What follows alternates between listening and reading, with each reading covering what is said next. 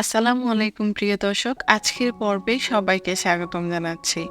আজকের পর্বে আমি আপনাদের সাথে একদম সহজ রেসিপিতে নরম ফুলকো আলু পরোটা তৈরি করার রেসিপি শেয়ার করব।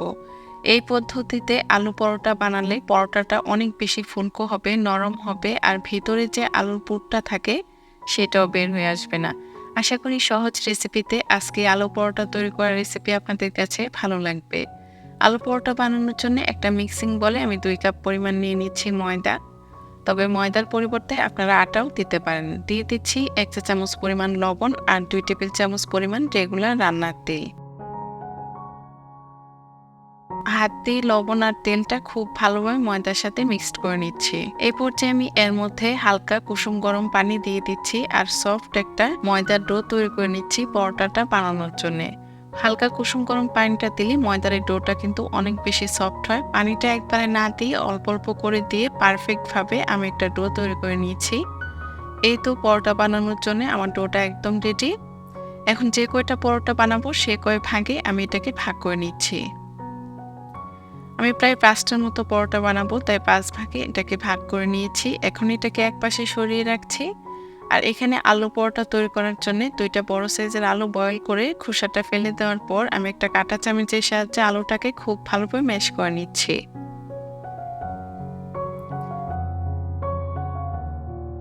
ম্যাশ করা আলুর মধ্যে এখন আমি দিয়ে দিচ্ছি স্বাদ মতো লবণ আর দিয়ে দিচ্ছি 2 টেবিল চামচ পরিমাণ পেঁয়াজ বেরেস্তা হাতের মধ্যে নিয়ে একটু ভেঙে গুঁড়ো করে দিয়ে দিলাম।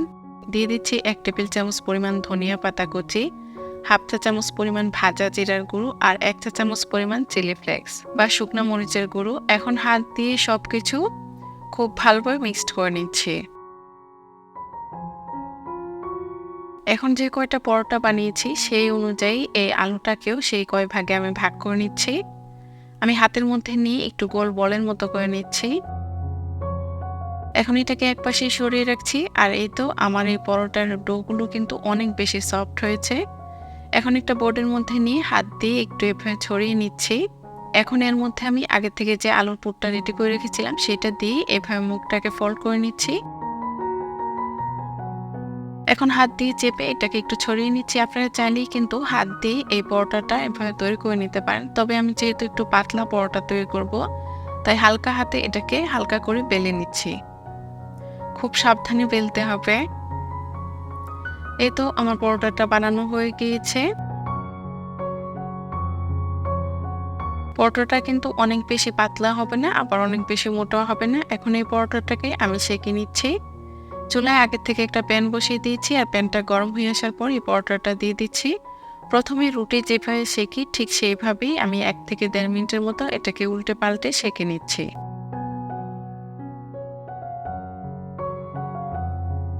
এখন আমি এর মধ্যে 2 টেবিল চামচ পরিমাণ রেগুলার রান্নার তেল দিয়ে দিচ্ছি। এখন জালটা মিডিয়ামে রেখে উল্টে পাল্টে লালচে করে পরোটাকে ভেজে নিচ্ছি। পরোটাটা কিন্তু অলরেডি ফুলতে শুরু হয়ে গিয়েছে আর এটা কিন্তু অনেক বেশি ফুলকো হয়েছে। আর এই একইভাবে সবগুলো পরোটা বানিয়ে আমি সেঁকে নিচ্ছি। এই তো আমার পরোটাটা ভাজা হয়ে গিয়েছে। এরকম লালচে করে আমি সবগুলো পরোটা ভেজে নেব। আর আলু পরোটাগুলো সার্ভ করে দেখিয়ে দিচ্ছি দেখতে কেমন হয়েছে। দেখতে যেমন লোভনীয় লাগছে, খেতেও কিন্তু খুবই মজার হয়েছিল।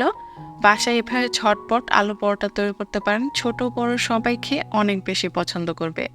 সহজ রেসিপিতে আজকে আলু পরোটা তৈরি করার রেসিপি কেমন লাগলো কমেন্টস করে জানাবেন। ভালো লাগলে প্লিজ আমার চ্যানেলটা সাবস্ক্রাইব করে রাখবেন। সবাই ভালো থাকবেন। আজকে এখানেই বিদায় নিচ্ছি। আল্লাহ হাফেজ।